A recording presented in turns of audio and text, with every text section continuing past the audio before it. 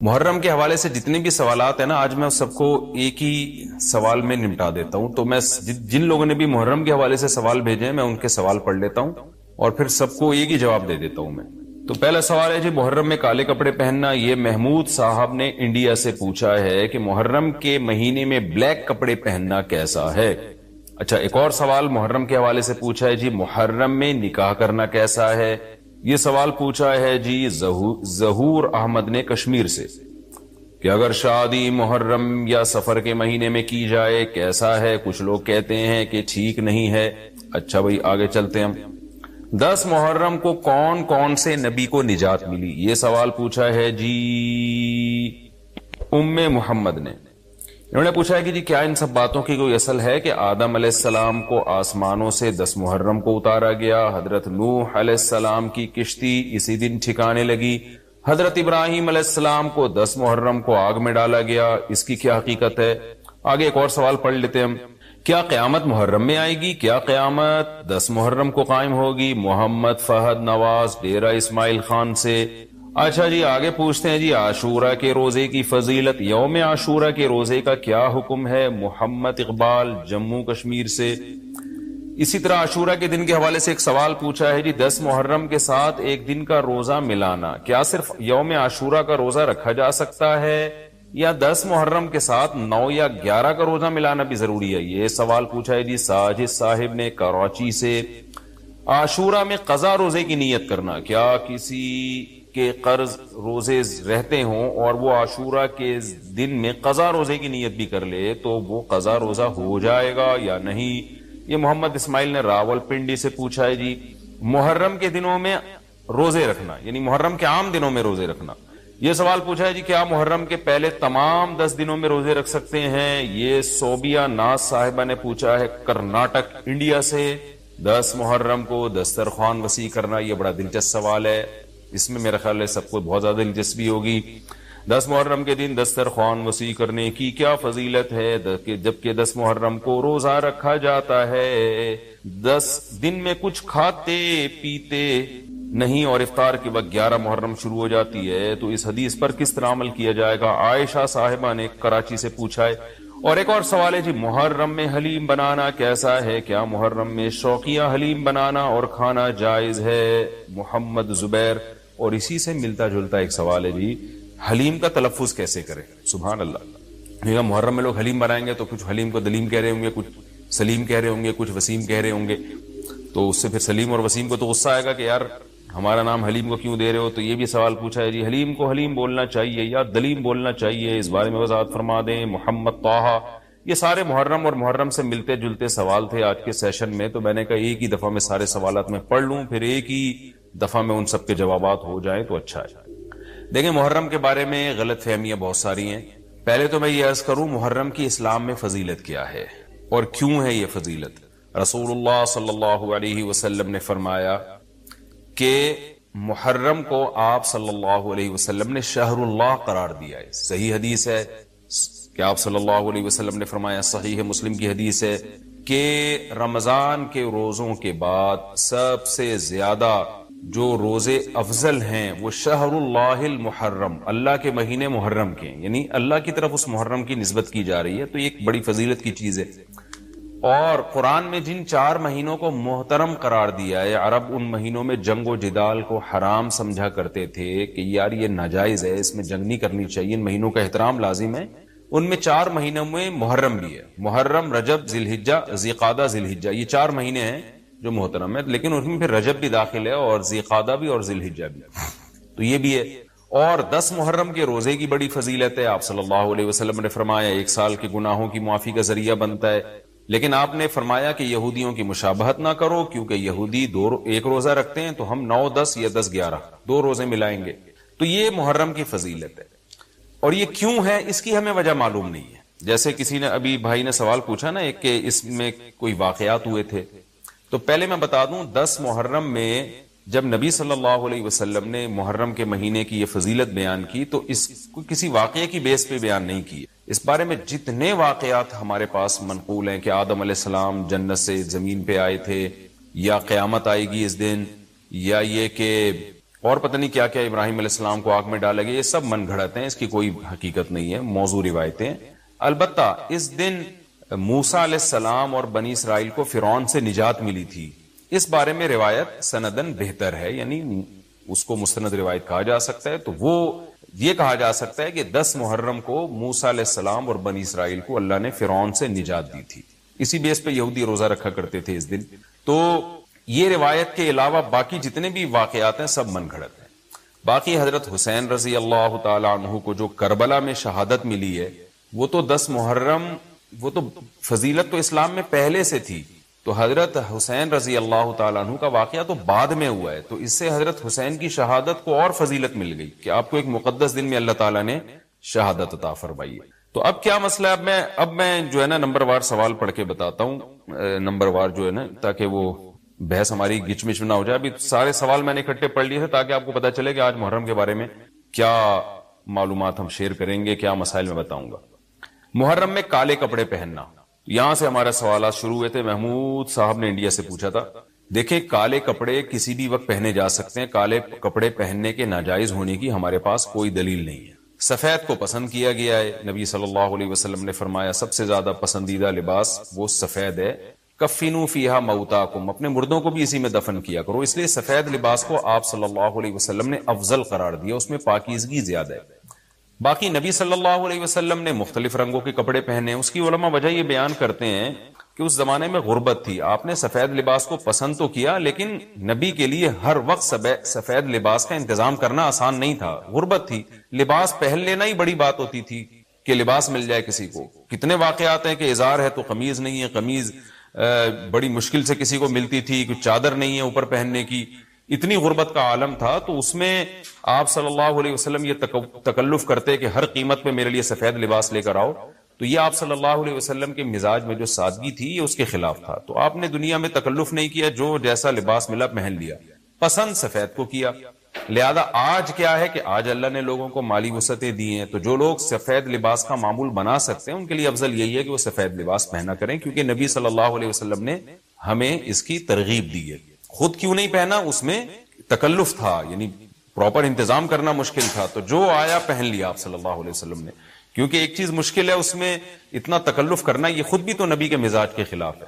تو اس لیے ہم کہتے ہیں کہ بھئی جو ملے پہن لو. لیکن اگر لوگ آج کل تو لباسوں میں تکلف ویسے ہی بہت ہو رہا ہے, تو آپ نے جب سلوانے ہی ہیں, خریدنے ہی ہیں, تو سفید کو ترجیح دیں آپ. اس میں پاکیزگی زیادہ ہے, اس میں طہارت زیادہ ہے. آپ سفید لباس کے عادی ہو گئے, آپ سے کلر والا لباس پہنا نہیں جائے گا.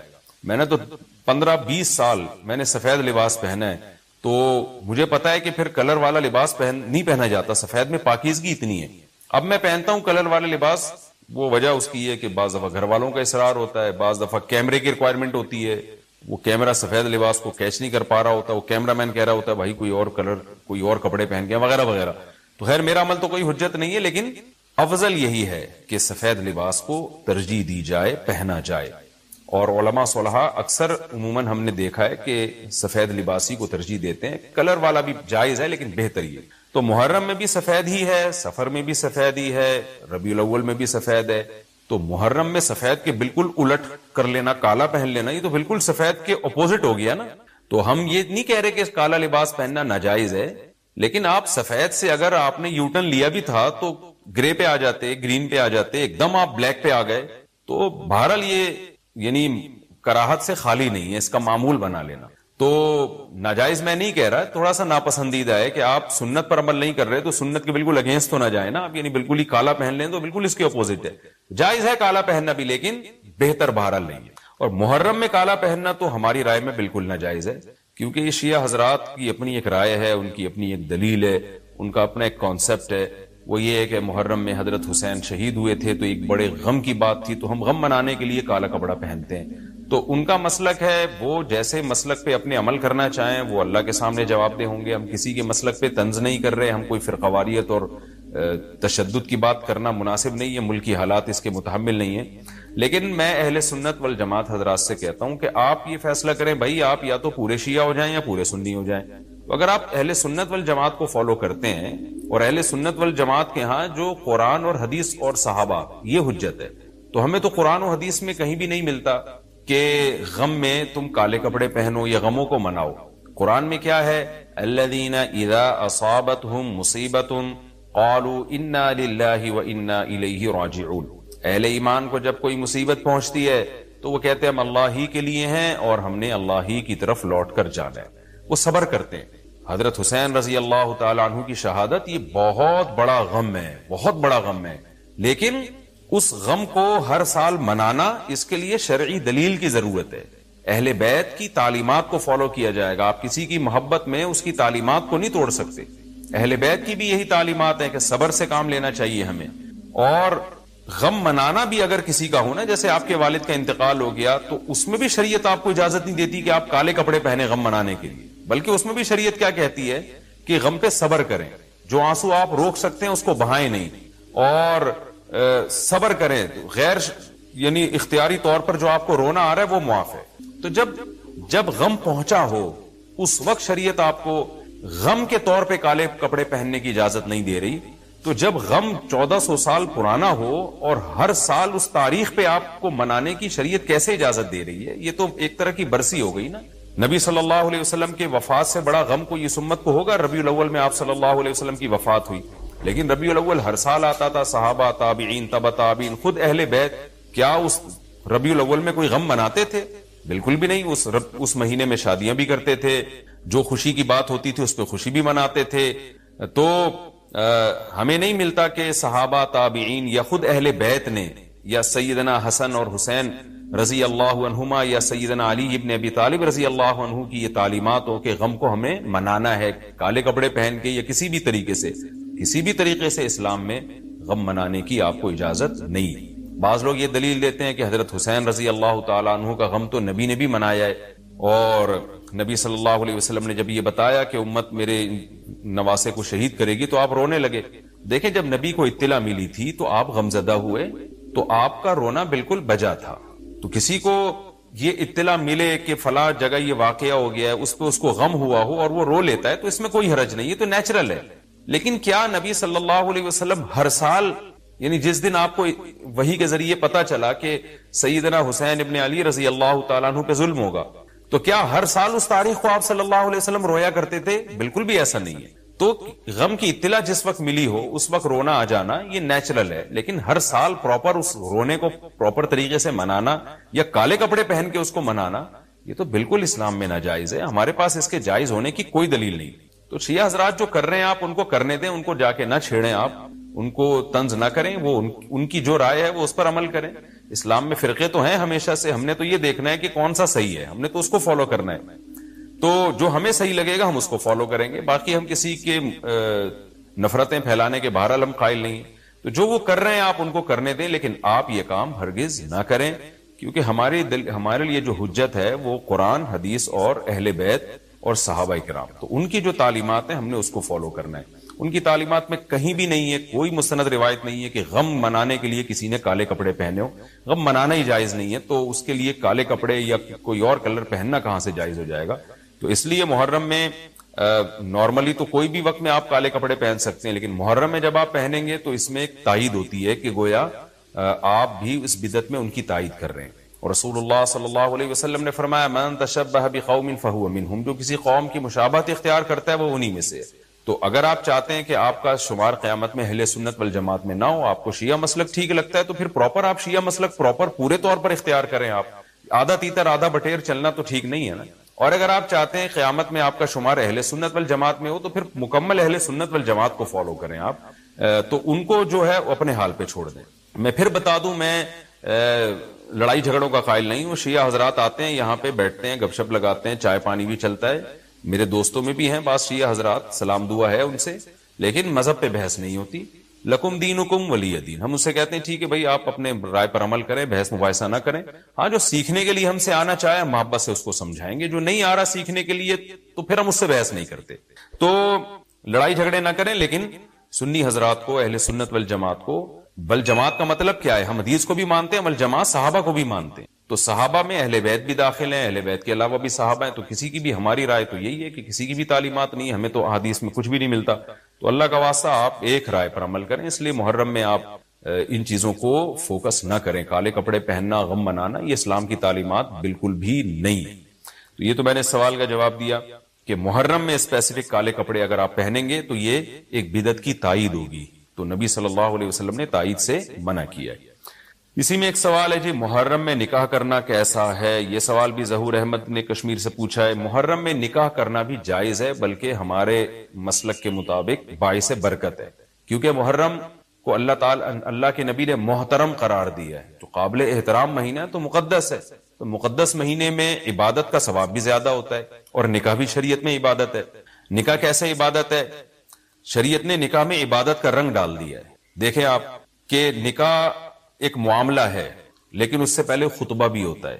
خطبہ جمعے کی نماز سے پہلے ہوتا ہے، خطبہ عید کی نماز سے پہلے ہوتا ہے، خطبہ استسقاء کی نماز سے پہلے ہوتا ہے، خطبہ حج میں ہوتا ہے۔ یہ ساری عبادتیں ہیں نا جس میں خطبہ ہے، لیکن اسلام نے کیا کہا؟ نکاح سے پہلے بھی خطبہ ہوگا۔ اس کا مطلب اسلام نکاح کو عبادت قرار دے رہا ہے، نکاح میں عبادت کا رنگ بھر رہا ہے، تو عبادتیں تو مقدس مہینے میں زیادہ ثواب ہوتا ہے ان میں۔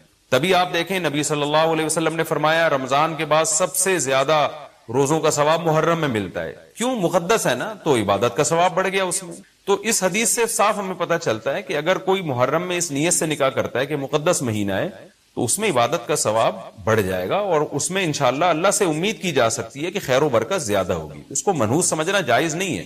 اگر آپ کہتے ہیں اس مہینے میں چونکہ حضرت حسین رضی اللہ تعالیٰ عنہ کی شہادت ہوئی ہے اس لیے منحوس ہے، تو یہ غلط ہے۔ ایک تو ہماری نظر میں شہادت ایک بہت مقدس مقام ہے، اس کی وجہ سے کوئی مہینہ منحوس نہیں ہو سکتا، مقدس تو ہو سکتا ہے، منحوس نہیں ہو سکتا۔ دوسری بات یہ کہ یکم محرم سے لے کے 29 یا 30 ذی الحجہ تک اسلامی تاریخ میں کوئی ایسا دن نہیں ہے جس میں کسی مقدس شخصیت کی شہادت نہ ہوئی ہو یا کسی پہ ظلم نہ ہوا ہو۔ اگر آپ تاریخ کے اوراق اٹھا کے دیکھیں، ہر مہینے ہر تاریخ کو کوئی نہ کوئی اسلام میں اچھا واقعہ بھی ہوا ہے اور برا واقعہ بھی ہوا۔ حضرت عثمان رضی اللہ تعالیٰ عنہ کی شہادت ہوئی باغیوں کے ہاتھوں، خود نبی صلی اللہ علیہ وسلم کی وفات ہوئی ربیع الاول میں، اور بھری ہوئی ہے نا اسلامی تاریخ۔ حضرت علی رضی اللہ تعالیٰ عنہ کی شہادت ہوئی۔ تو ان تمام شہادتوں کے آپ ایام نکالیں، ان کے مہینے نکالیں، کوئی مہینہ نہیں بچے گا۔ تو اس بیس پہ اگر آپ کہتے ہیں کہ اس مہینے میں نکاح پسندیدہ نہیں ہے، پھر تو پہلی تاریخ سے لے کے سال کی آخری تاریخ تک کوئی تاریخ بھی ایسی نہیں ہے کہ جس میں انسان نکاح نہ کرے۔ اس کا مطلب پھر آپ کنوارے چھڑے چھاٹی گھومتے رہیں، اور مسلمانوں کی پھر گروتھ ریشو تو میرا خیال ختم ہو جائے گا، مر جائیں، کہاں پیدا ہوں گے لوگ۔ اور اگر آپ کہتے ہیں کہ نہیں جی کسی شخصیت کے کسی دن میں انتقال کر جانے سے یا شہید ہو جانے سے یا اس پہ ظلم ہونے سے وہ دن منحوس نہیں بنتا، تو پھر 10 محرم بھی منحوس نہیں ہے۔ 10 محرم میں بھی آپ نکاح کر سکتے ہیں، اور محرم کے بقیہ تاریخوں میں بھی آپ نکاح کر سکتے ہیں۔ اور روایات میں ہمیں ملتا ہے کہ بعض بڑے بڑے حضرات تھے جن کے محرم کے مہینے میں نکاح ہوئے۔ میں اس بحث میں نہیں جاؤں گا، پھر اس میں تاریخی روایات ہیں، کوئی کہتا ہے فلاں تاریخ تھی، کوئی کہتا ہے، پھر لوگ اس پہ ایک غیر ضروری بحث میں چلے جاتے ہیں، لیکن ہمیں ایسے واقعات ملتے ہیں۔ تو اس لیے اس بارے میں، اور پھر شریعت میں جلد نکاح کی ترغیب ہے۔ نکاح کو ڈیلے کرنا یہ شریعت میں پسندیدہ کام نہیں ہے۔ اس بیس پہ تو ڈیلے کیا جا سکتا ہے نکاح کہ آپ کو رشتہ سمجھ میں نہیں آ رہا، مشورے کر رہے ہیں، لیکن جب ایک دفعہ رشتہ سمجھ میں آ جائے تو اسلام کا حکم یہ کہ اس میں جلدی کی جائے۔ صحیح ہے، بخاری کی مشہور حدیث ہے، نبی صلی اللہ علیہ وسلم کی خدمت میں خاتون آئی، عرض کیا کہ یا رسول اللہ میں آپ سے نکاح کرنا چاہتی ہوں۔ آپ نے چہرہ مبارک کو جھکا لیا، آپ کا ارادہ نہیں تھا۔ ایک اور صحابی کھڑے ہوئے، عرض کیا یا رسول اللہ آپ میرا ان سے نکاح کر دیں۔ اسی محفل میں نبی نے ان صحابیہ کا ان صحابی سے نکاح کرا دیا۔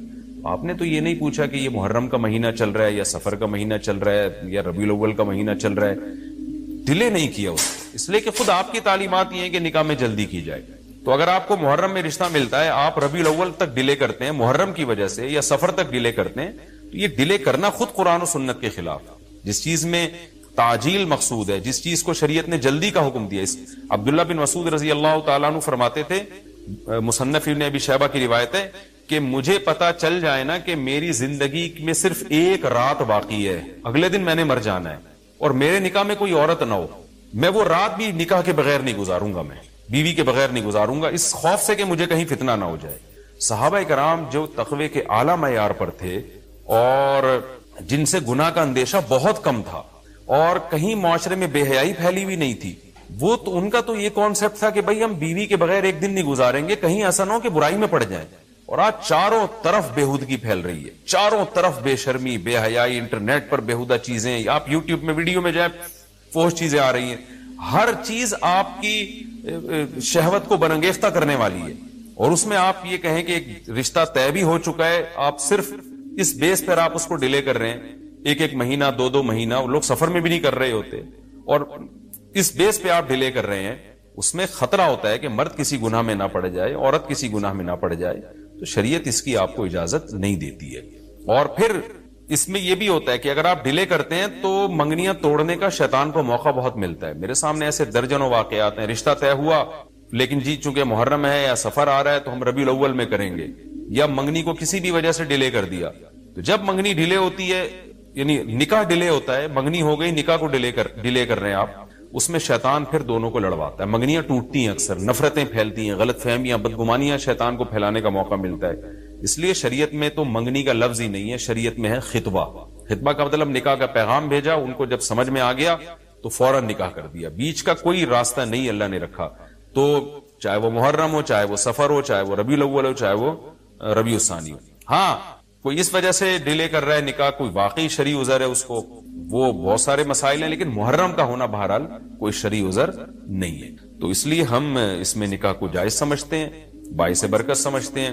پھر میں بار بار بتا رہا ہوں کہ جو وہ شیعہ حضرات جو کر رہے ہیں ان کو کرنے دیں، میں آپ کو آپ کے مسلک کی بات بتا رہا ہوں۔ ہم جو قرآن و سنت کو اور اصحاب رسول کو فالو کرتے ہیں اور اہل بیت کو بھی مانتے ہیں، ہم ان کی بات کر رہے ہیں۔ وہ بھی دعویٰ کرتے ہیں کہ ہم مانتے ہیں، تو ان کو ان کے دعوے پہ رہنے دیں، ہم تو وہی بات کریں گے جو ہمیں صحیح لگے گی۔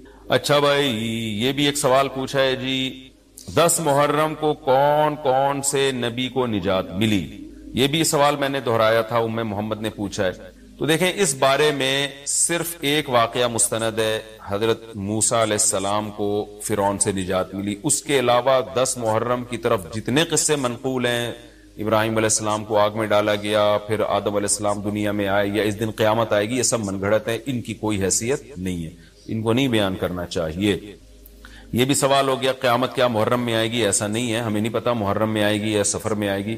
سورہ طٰہٰ میں اللہ نے صاف طور پر بتا دیا کہ اکاد اخفیہا لتجزا کل نفس بما تسعی، میں قیامت کے دن کو چھپا دوں گا۔ اللہ نے کسی کو نہیں بتایا کس دن آئے گی، وہ آئے گی تو اچانک آئے گی۔ اچانک وہی چیز ہوتی ہے جس کی ڈیٹ کا ہمیں علم نہیں ہوتا۔ لا تأتیکم الا بغتہ، قرآن کہتے ہیں اچانک آئے گی، تو اچانک کا مطلب اس کی ڈیٹ اللہ نے، اس کا سال، اس کا مہینہ اللہ نے ہمیں نہیں بتایا، تبھی تو اچانک آئے گی وہ۔ اچھا بھائی، عاشورہ کے روزے کی فضیلت جموں کشمیر سے پوچھا محمد اقبال نے، وہ میں نے آپ کے سامنے بیان کر دی۔ نبی صلی اللہ علیہ وسلم نے فرمایا 1 سال کے گناہوں کا کفارہ ہے۔ اچھا یہ بھی اسی میں پوچھتے ہیں کہ لوگ کہ 2 دن کے روزے ضروری ہیں یا 1 دن کا بھی روزہ رکھ سکتے ہیں؟ تو بعض علماء کی رائے یہ کہ اس زمانے میں 1 روزہ بھی جائز ہے، کیونکہ نبی صلی اللہ علیہ وسلم نے یہودیوں کی مشابہت کی وجہ سے حکم دیا تھا کہ 2 ملاؤ۔ اب یہودی یہ روزہ نہیں رکھتے، جو ہمیں جہاں تک نالج ہے، تو اب چونکہ وہ رکھتے ہی نہیں ہیں، لہذا اب 1 روزہ بھی اگر کوئی رکھ لے تو بھی ٹھیک ہے، 2 اچھا ہے، نہیں رکھا جاتا تو 1 بھی رکھ لے تو بھی امید ہے انشاءاللہ ثواب ملے گا۔ اچھا اس میں یہ بھی پوچھا ہے، دسترخوان پہ میں ابھی آ رہا ہوں، دسترخوان محرم میں وسیع کرنا کیسا ہے؟ لوگ وہ دسترخوان پہ کان لگا کے بیٹھے ہوں گے، وہ دسترخوان کب آئے گا مارکیٹ میں؟ اچھا یہ بھی ایک سوال پوچھتے ہیں لوگ کہ جیسے بھائی نے پوچھا کہ 2 یعنی قضا روزے کی نیت کرنا، یہ راول پنڈی سے محمد اسماعیل نے پوچھا تھا۔ خوب سمجھ لیں، جن دنوں کا بھی کوئی فضیلت ہے نا روزہ رکھنے کی، جیسے پیر جمعرات کے روزے کی فضیلت ہے، ایام 20 کے روزے کی فضیلت ہے، اسی طرح 10 محرم کے روزے کی فضیلت ہے، اسی طرح 9 ذی الحجہ کے روزے کی فضیلت ہے، ان میں آپ قضا کی نیت نہیں کر سکتے۔ اگر قضا روزے کی نیت کی تو قضا روزے کا ثواب ملے گا، اس دن کے ثواب سے آپ محروم ہو جائیں گے۔ خوب سمجھ لیں، شوال کے 6 روزوں میں بھی ایسا ہی ہے۔ خواتین کیا کرتی ہیں، مینسز کی وجہ سے جو رمضان کے روزے چھوٹ گئے، انہوں نے کہا چلو شوال کے 6 روزے کی نیت بھی کر لو اور رمضان کے قضا روزے کی نیت بھی کر لو، تو گریوی میں دونوں کام ہو جائیں گے۔ تو ایسا نہیں ہے، ایک ہی ہوگا، یا تو قضا رکھیں یا نفل۔ اگر قضا روزے رکھے تو پھر وہ نفل کا ثواب نہیں ملے گا، نفل رکھے تو قضا کا ثواب نہیں ملے گا۔ ان روزوں میں تداخل نہیں ہوتا، نفل اور قضا روزے جمع نہیں ہو سکتے، تو اس لیے عاشورہ کے دن عاشورہ کی نیت ہی کریں، قضا پھر پہلے یا بعد میں رکھ لیں۔ اچھا جی، اب میں آتا ہوں جی، محرم میں دسترخوان وسیع کرنا کیسا ہے؟ اس بارے میں ایک روایت ہے کہ عاشورہ کے دن جو اپنے اہل و عیال پر دسترخوان وسیع کرے گا، ان کو کھلائے گا، تو اللہ اس کے رزق میں برکت دیں گے۔ یہ روایت سند کے لحاظ سے کمزور ہے۔ بعض علماء کی رائے یہ ہے کہ اگرچہ کمزور روایت ہے مگر فضائل میں چلتی ہے، تو کوئی اچھی نیت سے دسترخوان وسیع کر دے، وسیع کر رہا ہے نا، کوئی یتیم کے منہ سے نوالا تو نہیں چھین رہا نا، کھلا ہی رہا ہے، تو اگر کوئی گھر والوں پہ اس دن اچھا کھلا دے گا تو اس میں کیا حرج ہے. بعض علماء کی یہ رائے ہے, وہ بھی اصحاب علم ہے. لیکن بندہ ایک کو ہمیشہ سے ایک اشکال رہا ہے کہ جب ایک بالکل بے غبار صحیح حدیث ہمارے سامنے موجود ہے تو اس کے مقابلے میں ایسی کمزور روایت کو ہم کس بیس پہ ترجیح دے سکتے ہیں. ہمارے سامنے جو بے غبار اور بالکل مستند حدیث ہے جس کی سند پہ کوئی کلام نہیں ہے, وہ ہے روزہ. عاشورہ کے دن روزہ رکھنا چاہیے. روزہ اور دسترخوان آپس میں جمع نہیں ہو سکتے. یعنی عاشورہ کے دن جب آپ دسترخوان وسیع کریں گے تو روزہ کیسے رکھیں گے؟ تو بعض لوگوں نے یہ تعویل کی ہے کہ افطاری میں کر لیں آپ. تو افطاری میں تو 10 تاریخ نہیں رہے گی نا, 11 شروع ہو جائے گی, وہ تو 11 محرم ہو جائے گی. بعض لوگوں نے یہ کہا کہ جی 9 محرم کو جب سورج غروب ہو تو عاشورہ کی رات کو دسترخوان وسیع کر لیں. تو حدیث کے ظاہر سے تو عاشورہ کا دن معلوم ہوتا ہے کہ جب عاشورہ والا دن شروع ہو چکا ہو, یعنی صبح صادق کے بعد. یعنی حدیث میں تکلفات کرنے پڑ رہے ہیں, اس کی تعویلات کرنی پڑ رہی ہیں. تو اس بارے میں علامہ ابن تیمیہ رحمہ اللہ کی رائے ہمیں بہت صحیح معلوم ہوتی ہے. انہوں نے یہ لکھا ہے کہ اصل میں ہوا یہ تھا کہ جب شیعہ حضرات نے عاشورہ کے دن کو منحوس سمجھنا شروع کر دیا کہ یہ منحوس دن ہے اور اس میں غم کا دن ہے, تو بعض سنیوں نے ان کے مخالفت میں نا اس کو خوشی کا دن منانا شروع کر دیا. یعنی ہوتا ہے نا, آپ کسی کی مخالفت میں حد سے تجاوز کرتے ہیں, تو انہوں نے خوشی کے دن کے لیے اس میں کھانے پینے کی روایتیں گڑھ لی, کھاؤ پیو کھلاؤ پلاؤ, تاکہ بالکل ان کی مخالفت ہو. تو حقیقت یہی معلوم ہوتا ہے کہ چونکہ صحیح حدیث میں روزے کا تذکرہ ملتا ہے اور روزہ اور کھلانا پلانا جمع نہیں ہو سکتے.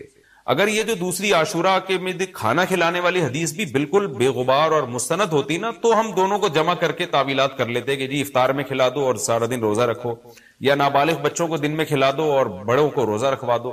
تو ہم تعویلات کرتے اگر یہ اسی ٹکر کی حدیث ہوتی. لیکن یہ کمزور حدیث ہے, تو اس کو اتنی صحیح مستند روایت کے مقابلے میں ہم کیسے لا سکتے ہیں؟ تو وہ ابن تیمیہ رحمہ اللہ کی بات کافی معقول معلوم ہوتی ہے کہ بعض شامی لوگوں نے یہ روایت کو گڑھا ہے صرف شیعہ لوگوں کی دشمنی اور مخالفت میں, کہ اس کو خوشی کا دن. تو عاشورہ کا دن تو نہ غم کا دن ہے نہ خوشی کا دن ہے, عبادت کا مقدس دن ضرور ہے, تو برکت کا دن ضرور ہے. تو اس لیے اس میں صحیح بات یہی معلوم ہوتی ہے کہ یہ کھلانا پلانا والا جو روایت ہے یہ ہمیں صحیح معلوم نہیں ہوتی. روزہ رکھیں, اور افطاری میں تو ویسے ہی دسترخوان وسیع کرنا چاہیے. افطاری میں سموسے پکوڑے جلیبیاں بچوں کو کھلائیں تاکہ ان کو روزہ رکھنے کی اور زیادہ حوصلہ افزائی ہو. تو اس لیے ہماری رائے اس میں یہی ہے کہ عاشورہ کے دن بس روزہ ہی کی فضیلت ہے, دسترخوان والی بات ہمیں ٹھیک معلوم نہیں ہوتی. کیونکہ اس کے مقابلے میں جو ہے نا, دسترخوان والی حدیث کے مقابلے میں زیادہ صحیح حدیث ہے جو روزہ تو کھانا پینے سے اجتناب کا نام ہے, اور افطاری میں تو ویسے ہی آدمی کھا لیتا ہے, وہ اس کے لیے پھر ضرورت نہیں ہے الگ سے ہمیں کسی روایت کی. اچھا بھائی, اور بھی محرم کے حوالے سے لوگ سوال پوچھتے ہیں. کالے کپڑے بھی ہو گئے, اور کیا رہ گیا بھائی؟ حلیم رہ گیا. حلیم محرم میں حلیم بھی بناتے ہیں لوگ, تو بے اصل چیز ہے, بدعت ہے. کچھ ثواب سمجھ کے کریں گے, بدعت ہے. بعض لوگ کہتے ہیں ہم ثواب سمجھ کے نہیں کر رہے, ویسے ہی سب بنا رہے ہیں تو ہم بھی بنا رہے ہیں. تو بدعت کی تائید تو ہو رہی ہے نا. آپ پورا سال پڑا ہے حلیم کھانے کے لیے, آپ کو کیا مصیبت ہے کہ آپ محرم ہی میں دیگ پکائیں؟ پورے سال کیوں نہیں پکا رہے تھے آپ؟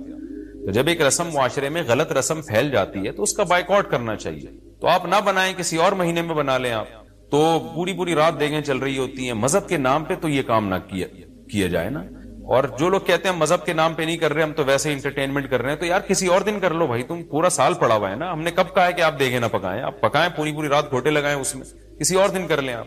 اس لیے اسلام کو بچائیں خرافات سے. اسلام کو ہمارے ذمے ہے کہ ہم اسلام وہی ہے جو نبی لے کر آئے.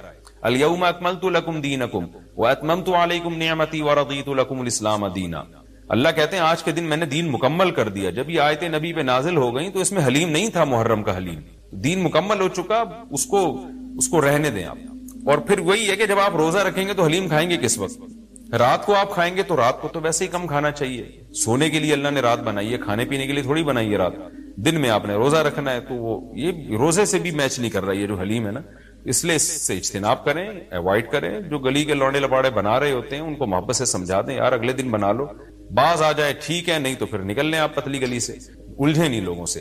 تو یہ محرم کے حوالے سے کچھ باتیں تھی. بھائی نبیل بھائی کوئی بات رہ تو نہیں گئی ہے آپ کے ذہن میں ہو تو بتا دیں, تاکہ یہ تو لوگوں نے جو سوال پوچھے تھے اس کے جواب تو میں نے دے دیا. آپ کے ذہن میں بھی کوئی سوال ہو تاکہ ٹاپک کمپلیٹ ہو جائے. محرم میں جھاڑو لگانا جائز ہے؟ جھاڑو سے کیا ہوتا ہے؟ یہ کہہ رہے ہیں وہ لوگ کہتے ہیں محرم میں جھاڑو نہیں لگانی چاہیے.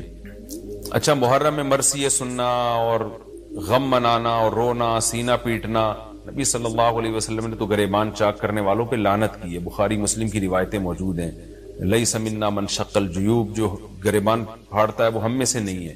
تو یہ سینہ پیٹنا، نوحہ کرنا، نیاحہ پر تو بخاری مسلم کی صحیح احادیث موجود ہیں نوحہ پر کہ یہ حرام ہے، ناجائز ہے، اس لیے ہم اس کو جائز نہیں سمجھتے۔ ہم یہ کہتے ہیں کہ سیدنا حسین ابن علی رضی اللہ تعالی عنہ کی تعلیمات کو فالو کریں آپ۔ تعلیمات تو زیرو ہیں ہم ان کی تعلیم، ان کی تو اتنی بڑی داڑھی تھی سیدنا حسین ابن علی رضی اللہ تعالی عنہ کی، وہ تو سخی تھے، وہ تو غیرت مند تھے۔ آج ہمارے یہاں سے غیرت ختم ہو گئی ہے، بہنوں کی وراثتیں کھا کے بیٹھے ہوئے ہیں ہم لوگ، اور انہی وراثتوں سے عمرے بھی ہو رہے ہوتے ہیں وراثت کھا کے۔ تو گھر میں گھر والوں کو ٹائم نہیں دیتے، غربا مساکین کا خیال نہیں ہے، نماز تکبیر اولیٰ کی پابندی نہیں ہے، ان چیزوں کو فوکس کریں۔ حضرت حسین رضی اللہ تعالیٰ عنہ نے تو کربلا کے میدان میں بھی نماز نہیں چھوڑی، اور آج خواتین شاپنگ کرتی ہیں، نمازیں چھوڑ دیتی ہیں، کسی شادی میں جانا ہے بس میں بیٹھے ہوئے نمازیں چھوڑ دیتے ہیں۔ تو اللہ کا واسطہ تعلیمات کو فالو کریں اہل بیت کی، تعلیمات کو فالو کیے بغیر ہمیں کچھ بھی حاصل نہیں ہوگا۔ تو وہ کسی شاعر نے بڑی پیاری بات کہی ہے نا، شرط ایمان مصطفیٰ سے والہانہ پیار ہے، پیار لیکن پیروی ہے، پیروی دشوار ہے۔ مصطفیٰ صلی اللہ علیہ وسلم سے ایمان کی شرط ہے کہ آپ کو نبی سے بے پناہ محبت ہو، لیکن محبت کی دلیل کیا ہے کہ آپ فالو کتنا کرتے ہیں۔ تو اہل بیت سے محبت یہ ایمان کا حصہ ہے ہمارے، اس محبت کے بغیر آپ جنت میں نہیں جا سکتے۔ لیکن آپ میں محبت ہے یا نہیں ہے، یہ کالے کپڑوں سے یا سینہ پیٹنے سے پتہ نہیں چلے گا، اس کا پتہ اس سے چلے گا کہ آپ ان کو فالو کتنا کرتے ہیں۔ تو یہ چند احکامات تھے، لوگوں نے سوال پوچھے تھے مسائل میں، تو میں نے ان کے جوابات دے دیے، اور کچھ مسائل محرم کے حوالے سے اور بھی ہیں، پھر وہ بعد میں یاد آتے ہیں۔ ہاں، حلیم کو حلیم کہنا، یہ بھی ایک سوال تھا۔ لوگ کہتے ہیں کہ جی حلیم اللہ کا نام ہے، تو کھانے پینے کی چیز کو ہم حلیم کیوں کہتے ہیں؟ دیکھیں، جب اللہ کے لیے لفظ حلیم استعمال کیا جاتا ہے اس کا مفہوم کچھ اور ہوتا ہے، جب دیکھ کے لیے استعمال کیا جاتا ہے اس کا مفہوم کچھ اور ہوتا ہے۔ تو اس میں کسی کا تصور بھی نہیں جاتا کہ میں اللہ کا نام لے رہا ہوں۔ یہ بالکل ایسے ہی ہے جیسے اردو میں صلواتوں کا مفہوم کچھ اور ہے، ہم کہتے ہیں اتنی صلواتیں سنا کے چلا گیا، حالانکہ صلوات تو درود کو کہتے ہیں، اور نماز کو بھی کہتے ہیں صلات۔ تو اب کیا یہ لفظ استعمال جائز نہیں ہوگا؟ ظاہر ہے جائز ہے، اردو میں اس کا مفہوم کچھ اور ہے، عربی میں اس کا مفہوم کچھ اور ہے، بلکہ بعض دفعہ ایک ہی زبان میں ایک لفظ دو مختلف معنوں کے لیے استعمال ہو رہا ہوتا ہے، اس میں کوئی بھی پابندی نہیں لگاتا۔ جاریہ عربی میں باندی کو بھی کہتے ہیں، جاریہ عربی میں کشتی کو بھی کہتے ہیں، اور جو ہے اس طرح کی اور بہت ساری مثالیں ہمیں ملتی ہیں کہ ایک ہی لفظ مختلف معنوں کے لیے استعمال ہو رہا ہے۔ عین عربی میں آنکھ کو بھی کہتے ہیں، عین عربی میں گھٹنے کو بھی کہتے ہیں، عین عربی میں جاسوس کو بھی کہتے ہیں، عین عربی میں چشمے کو بھی کہتے ہیں، عین عربی میں سورج کی ٹکیا کو بھی کہتے ہیں، عین عربی میں سونے کو بھی کہتے ہیں۔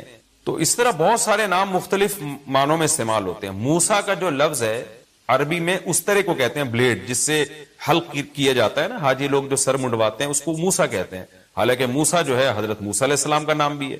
لیکن جو عربی جو جانتا ہے جب وہ بلیڈ کے لیے موسیٰ کا لفظ استعمال کرے گا تو اس کے ذہن میں حضرت موسیٰ کا تصور ہی نہیں ہوگا، اور جب حضرت موسیٰ علیہ السلام کے لیے موسیٰ کا لفظ استعمال کرے گا تو بلیڈ کی طرف اس کا دماغ ہی نہیں جائے گا۔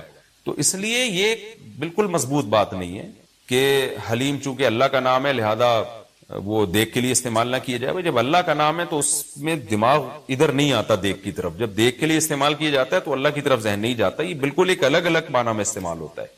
تو اس لیے اتنا تکلف نہیں کریں، جتنی جو لا تشددوا فیشدد اللہ علیکم، صحیح حدیث ہے، اللہ نے نبی نے فرمایا اپنے اوپر خامخواہ کی پابندیاں مت لگاؤ، ورنہ اللہ بھی لگانا شروع کر دے گا، اللہ بھی تمہارے اوپر پابندیاں لگائے گا۔ اللہ کیسے لگائے گا؟ یعنی اللہ بھی تمہیں مشکل میں ڈال دے گا۔ تو جتنا ہمیں اجازت دی گئی ہے اس کے اندر رہنا چاہیے ہمیں، اور خامخواہ میں ایسی کھود کریت کر کے اپنے اوپر پابندیاں لگواتے چلے جانا مشکل ہو جائے گی نا۔ اب حلیم حلیم ہی مشہور ہو گیا ہے تو اب آپ اس کو کیسے دلیم بولیں گے؟ وہ کچھ اور نہ اٹھا کے دے دے آپ کو۔ اس میں کوئی حرج نہیں ہے کہ کیونکہ لغت بتاتی ہے، زبان بتاتی ہے کہ کس وقت کس لفظ کا کیا معنی ہے، اس میں کوئی حرج نہیں ہے اگر آپ یہ حلیم کو حلیم ہی کہیں، کوئی گناہ نہیں ہے انشاءاللہ اس میں۔ اچھا، بعض لوگ یہ بھی کرتے ہیں، یہ کسی نے سوال پوچھا ہے، یہ ہمارے کیمرہ مین نے ہی پوچھا ہے، نبیل بھائی نے، کہ مجھے تو یقین نہیں آ رہا کہ ایسا بھی کرتے ہیں، لیکن یہ بتا رہے ہیں کہ بہت سارے سنی حضرات یہ کرتے ہیں کہ محرم میں امام بارگاہوں میں جا کے منتیں مانتے ہیں، اور پھر اگلے سال ان منتوں کو پورا بھی کر رہے ہوتے ہیں جو بھی انہوں نے منتیں مانی ہوتی ہیں۔ تو دیکھیں یہ بھی حرام اور ناجائز عمل ہے۔ منت کے لیے کوئی دن مہینہ متعین نہیں ہے، جب چاہے جہاں چاہے منت مان سکتے ہیں. اور منت کی حقیقت کیا ہے کہ اس کی ورڈنگ کیا ہے, اس کے لیے کسی جگہ نہیں جانا جائز ہے, بلکہ اس کی یہ کہ جہاں بھی آپ ہیں آپ یہ الفاظ کہہ سکتے ہیں کہ اے اللہ اگر میرا یہ فلاں کام ہو گیا تو میں اتنے پیسے صدقہ کروں گا. اے اللہ اگر میرا یہ فلاں کام ہو گیا تو میں اتنے روزے رکھوں گا. اے اللہ اگر میرا مریض ٹھیک ہو گیا یا میری بیماری ٹھیک ہو گئی تو میں اتنی رکعت نماز پڑھوں گا. اس طرح کی منتیں ماننا جائز ہے. اس کے لیے امام بارگاہ یا مسجد یا کسی مزار پہ جانا حرام ہے. خوب سمجھ لیں, یہ گھر بیٹھے بیٹھے ہو سکتا ہے, یعنی اس کا کوئی جگہ شریعت نے منت کے لیے متعین نہیں کی ہے. اسپیشل اس کام کے لیے آپ مسجد جا رہے ہیں کہ یہ سوچ کے کہ وہاں جا کے منت مانوں گا تو شاید منعقد ہوگی, ایسا نہیں ہے. منت کہیں بھی ہو جاتی. ہاں کوئی مسجد میں نماز کی نیت سے جائے کہ 2 رکعت پڑھ کے اللہ سے دعا مانگوں گا تو ایک الگ بات ہے, اس کے لیے مسجدیں ہیں. تو مزار تو اس کے لیے بھی نہیں ہے, وہ تو وہاں بالکل ہی حرام ہے. تو اس لیے آپ بدعت کی تائید میں امام بارگاہ جاتے ہیں اور وہاں منتیں مانتے ہیں تو یہ حرام ہے, ناجائز ہے. اس سے منت پوری نہیں ہوگی بلکہ الٹا اللہ کی طرف سے عذاب آ سکتا ہے آپ کے اوپر, کیونکہ اللہ نے جو کام جس طرح سے بتایا اسی طرح سے ہوگا. تو منت کا اصل طریقہ کیا ہے کہ عبادت کی نظر, اس کو عربی میں نظر کہتے ہیں, نظر. تو قرآن نے کہا ہے کہ یوفون بالنذر ویخافون یوما کان شرہ مستطیرا. ہمارے نیک بندے جب کوئی نظر مانتے ہیں تو اس کو پورا کرتے ہیں. اللہ نے جب کام کر دیا تو وہ نظر پھر آپ پوری کریں. تو اس کا طریقہ کیا ہے کہ آپ گھر میں بیٹھے جہاں بھی ہیں آپ زبان سے الفاظ دہرا دیں کہ اے اللہ اگر میرے مریض کو شفا مل گئی یا میں ٹھیک ہو گیا یا میں امتحان میں پاس ہو گیا تو میں اتنے پیسے صدقہ کروں گا یا کروں گی, یا اتنی رکعت نماز پڑھوں گا یا پڑھوں گی, یا اتنے روزے رکھوں گا یا رکھوں گی. اس طرح کی عبادت کی نظر ہوتی ہے, اس کے علاوہ نہیں ہوتی. بعض لوگ یہ نظریں مان رہے ہوتے ہیں کہ میرا یہ کام ہو گیا تو داتا دربار پہ اتنی دیگیں چڑھاؤں گا. یہ نظر پوری کرنا بھی حرام ہے. کام ہو بھی جائے تو دیگیں چڑھانا جائز نہیں ہے. بعض لوگ یہ کہہ رہے ہوتے ہیں کہ یہ کام ہو گیا تو امام حسین کے نام کی یا غوث اعظم کی نام کی اتنی دیگیں نکالوں گا. یہ سب غلط چیزیں.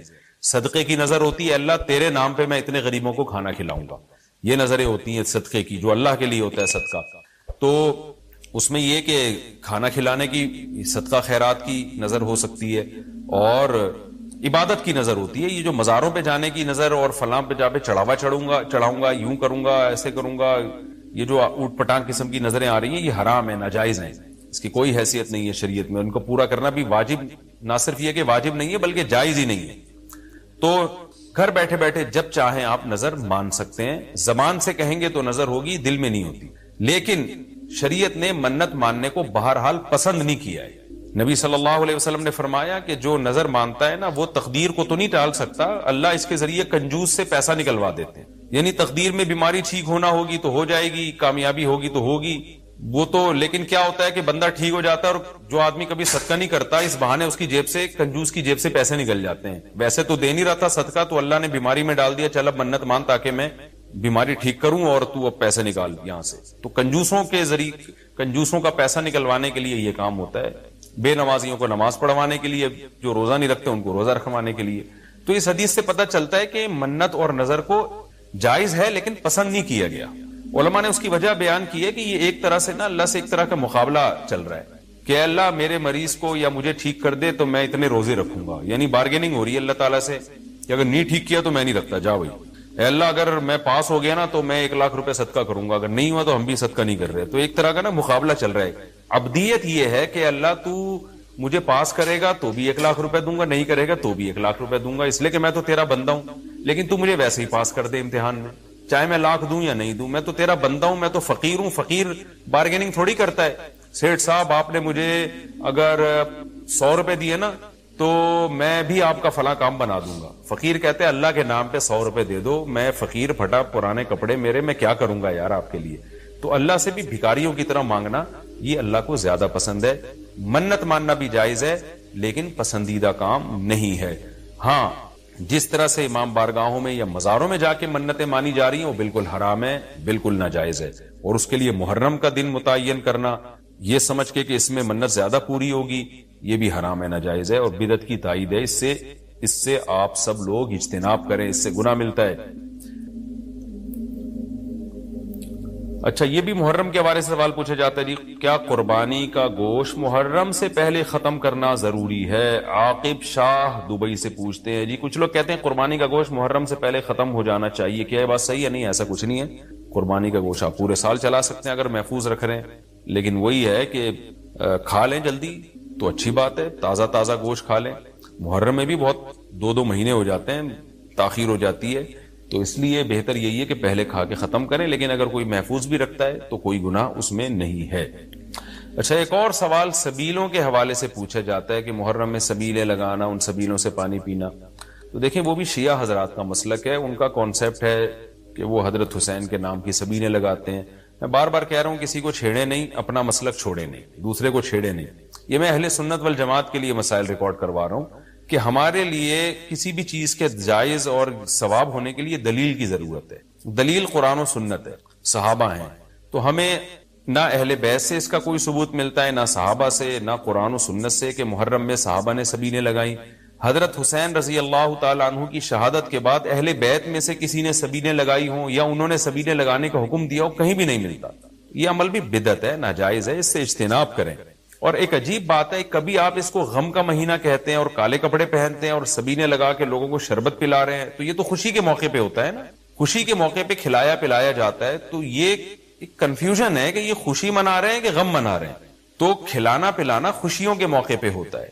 تو اس لیے آپ ان چیزوں سے اجتناب کریں، نہ سبیل لگائیں، نہ اس پہ کھڑے ہو کر پانی پیئیں. جو لگا کے بیٹھا وہ اس کو چھیڑے نہیں، آپ تنگ نہ کریں، وہ اس کا مسئلہ ہے، اس کو چھوڑ دیں. دنیا میں بہت سارے فرقے ہیں، کس کس کو آپ قابو میں کریں گے؟ ملک میں انارکی پھیلتی ہے، ملک میں فسادات ہوتے ہیں. کسی سے نفرت کرنے کی ضرورت نہیں ہے، کسی کو ٹاؤنٹنگ کرنے کی ضرورت نہیں ہے، طنز تانے کی ضرورت نہیں ہے. جو لگا کے بیٹھا ہوا ہے لگائے، جو پی رہا ہے اس کو پینے دیں، چھیڑے نہیں.